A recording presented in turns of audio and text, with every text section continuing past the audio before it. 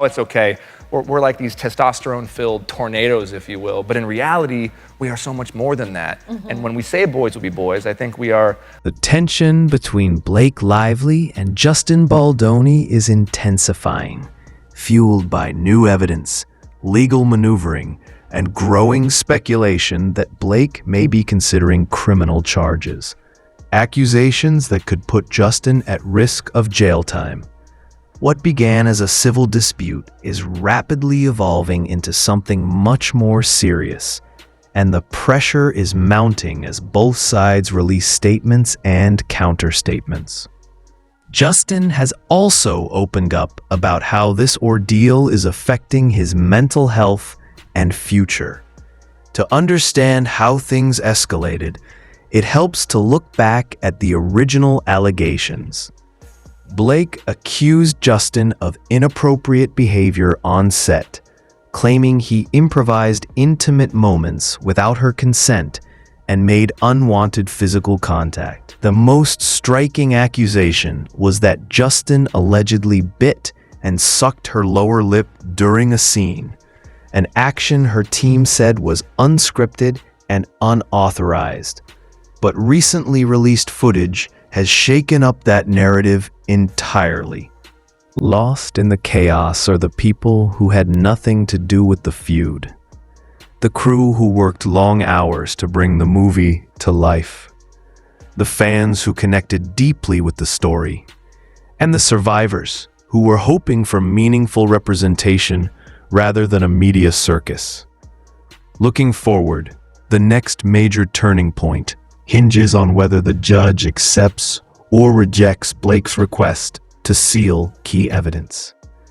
If the request is denied, a wave of texts, emails, and internal documents could become public, information that some legal analysts believe may dramatically alter the trajectory of the case. Behind the scenes, industry insiders speculate that Blake may eventually be advised to take a strategic step back, possibly offering a carefully crafted statement or attributing certain conflicts to miscommunication in an attempt to minimize reputational backlash. For now, though, neither side is budging. To many legal observers, this approach reads as an attempt to say, "I'm accusing you, but I won't show you the proof." A move that has raised eyebrows among lawyers, fans, and commentators alike. The irony is impossible to ignore. It ends with us, a story born from a best-selling book with over 6 million copies sold, and a film adaptation that earned more than $350 million, was intended to bring awareness to domestic abuse and offer hope to survivors.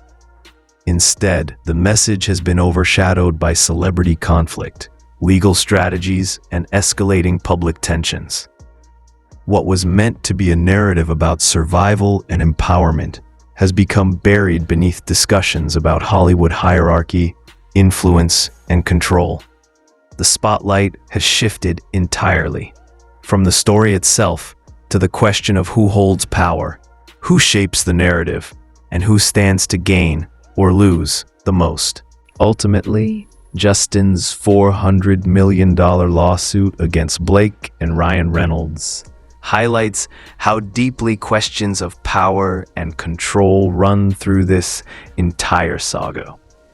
His legal team argues that the couple disseminated, manipulated, or misleading information to the media in an effort to sway public perception. Blake's team disputes this and has accused Justin of orchestrating his own aggressive campaign against her. With both sides firmly entrenched in their positions, what began as a behind-the-scenes disagreement has spiraled into one of Hollywood's most contentious and scrutinized conflicts in recent memory. Meanwhile, Blake is reportedly pushing hard for a highly unusual attorney's eyes-only protective order, something rarely requested in disputes of this nature.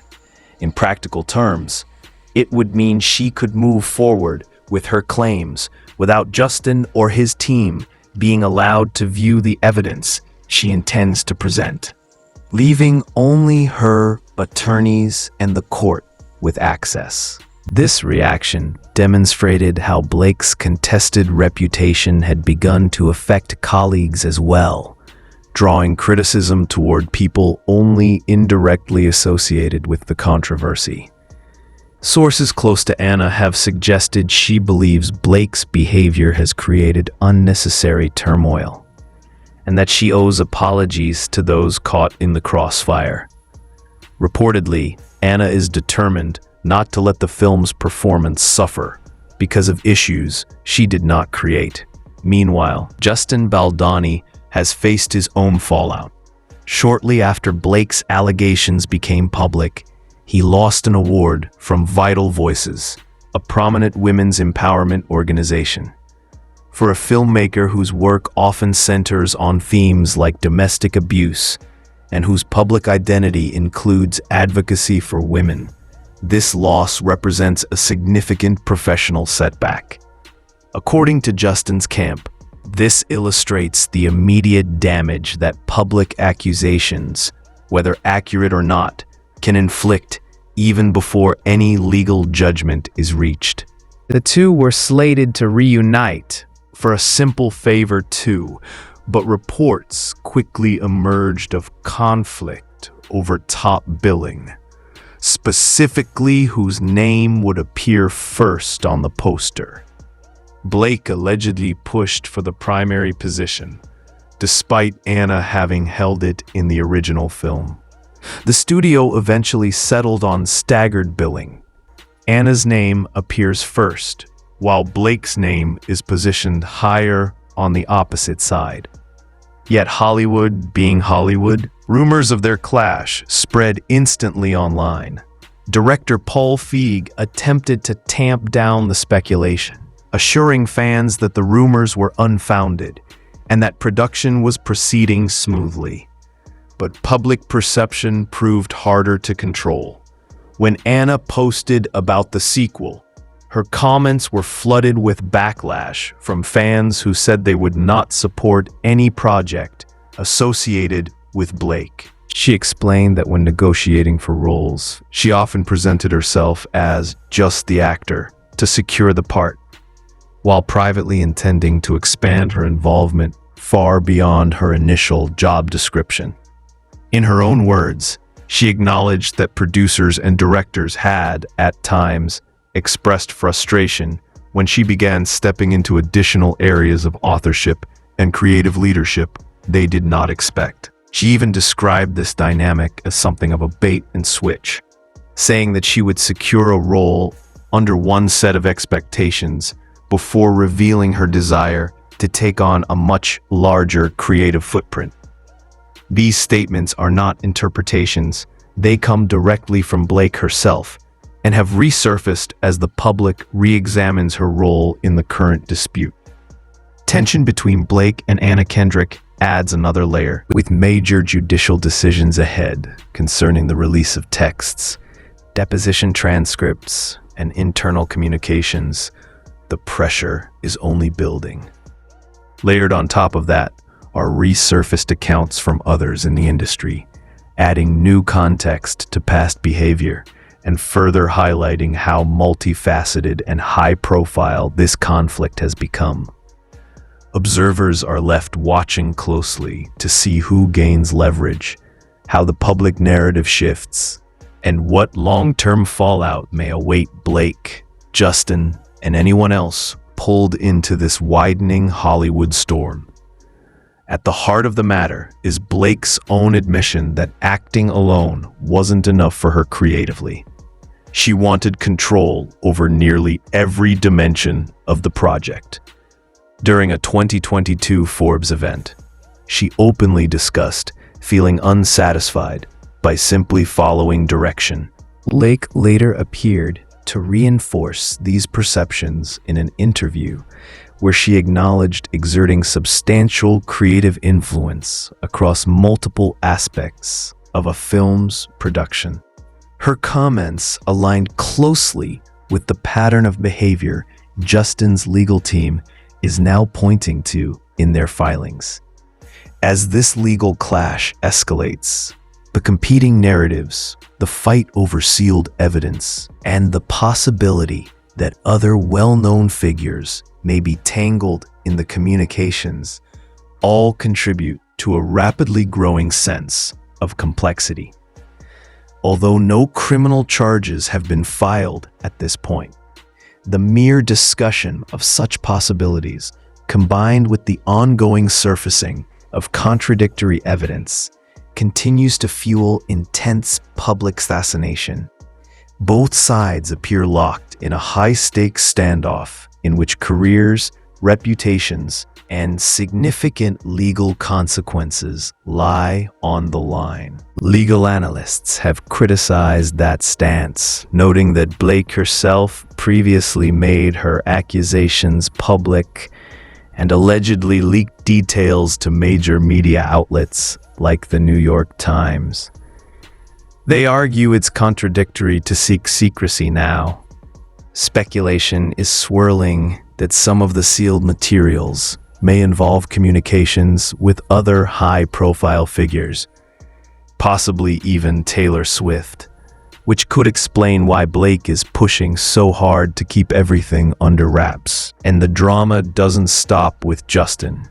Reports suggest that Anna Kendrick, who worked with Blake on A Simple Favor in 2018, also found her difficult to collaborate with, claiming Blake tried to exert control not only over her own performance, but over the broader production as well. Legal analysts have criticized that stance, noting that Blake herself previously made her accusations public and allegedly leaked details to major media outlets like the New York Times. They argue it's contradictory to seek secrecy now. Speculation is swirling that some of the sealed materials may involve communications with other high-profile figures, possibly even Taylor Swift, which could explain why Blake is pushing so hard to keep everything under wraps. And the drama doesn't stop with Justin. Reports suggest that Anna Kendrick, who worked with Blake on A Simple Favor in 2018, also found her difficult to collaborate with, claiming Blake tried to exert control not only over her own performance, but over the broader production as well. Blake, however, portrays that move very differently. In her filings, she claims the crisis manager was part of a coordinated, well-funded effort to retaliate against her, alleging that content was deliberately created and amplified online to undermine her credibility.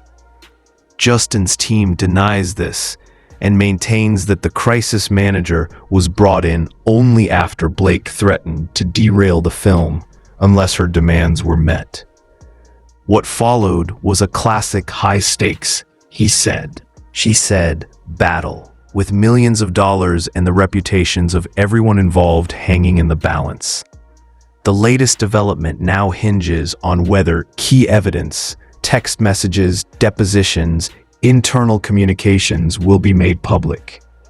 Blake's team is fighting aggressively for a protective order to keep these documents sealed, while Justin focused on sharing resources and raising awareness for survivors. Blake leaned into lighthearted jokes, fashion references, and even promotions for her brand.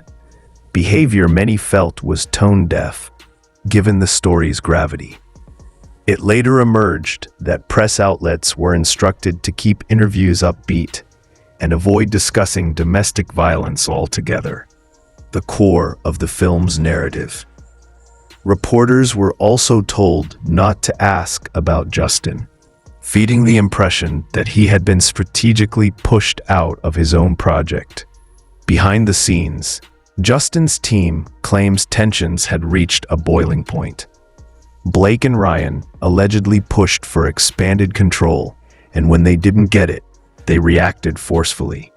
As the situation worsened, Justin hired crisis manager Melissa Nathan, known for high-profile clients like Johnny Depp, underscoring the seriousness of the conflict.